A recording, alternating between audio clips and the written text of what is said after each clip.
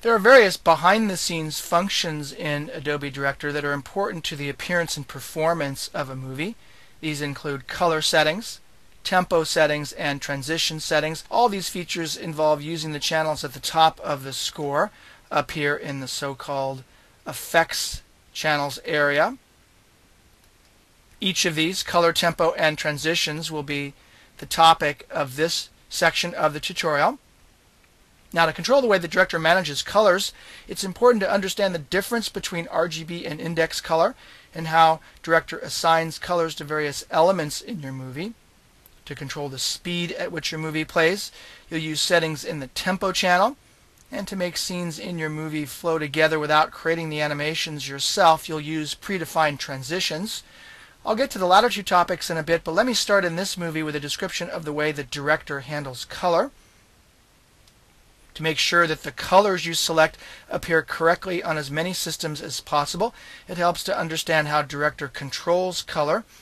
Director can use either palette index values or RGB values to specify colors.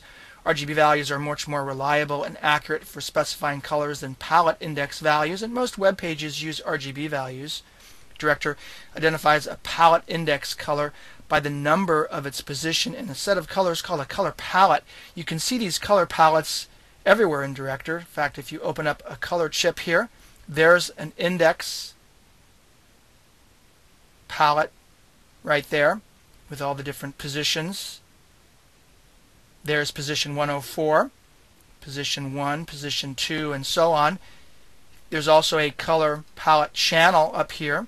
If you double click on a cell or a frame in that, anywhere in that channel, you'll get the Frame Properties palette dialog that will show you additional palettes. There's the Windows System palette, the Vivid palette, Web 216, Metallic.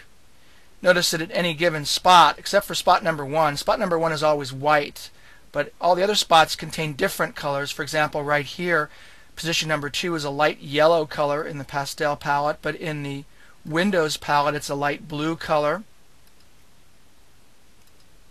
In the Metallic palette it's a brown metallic color, and so on. So each of these color palettes has different combinations of up to 256 colors. Director identifies an RGB color as a set of hexadecimal numbers that specify the amounts of red, green, and blue required to create that particular color. When a computer is set to display thousands or millions of colors, Director always displays RGB colors accurately.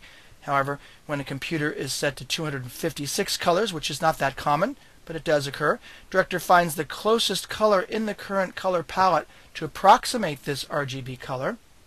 To choose the color mode for the current movie, you'll want to use the color mode settings on the Movie tab of the Property Inspector.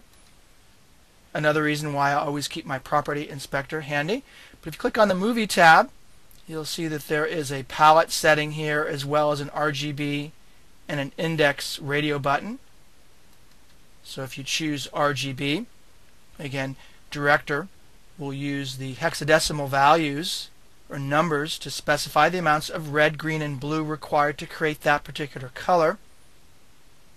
Notice you've also got a palette drop-down menu here with the various palettes.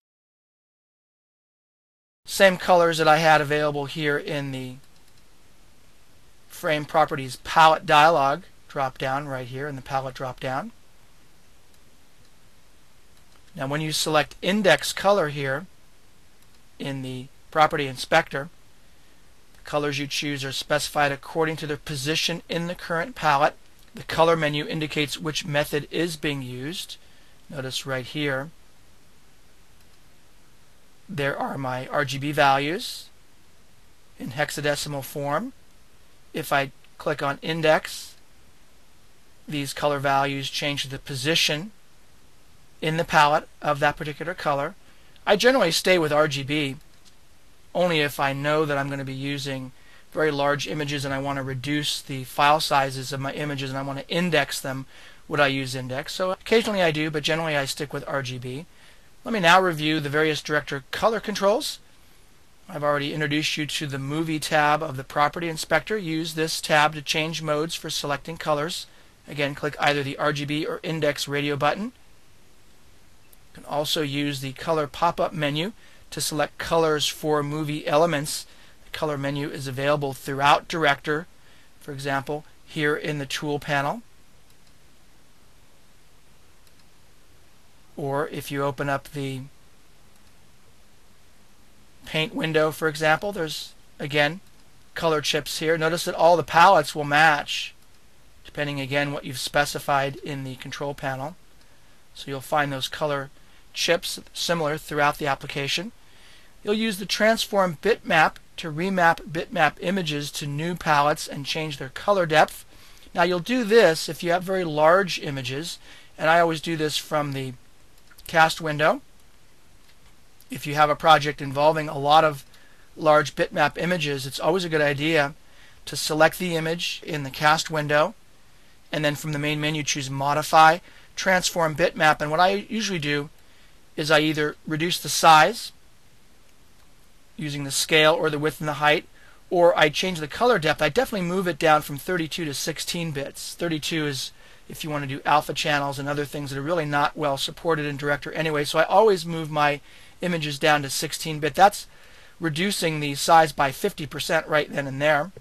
This will still be in RGB. You can also move it down to 8 bits. Certain kinds of images will look okay at 8 bits, others will not, depending on the image. When you do move to 8 bits, notice you need to choose a palette, again from the standard drop-down menu there. I usually go ahead and make a copy of my cast member first and then transform them to 8 or 16 bits, because you'll get a warning here that you cannot undo this operation.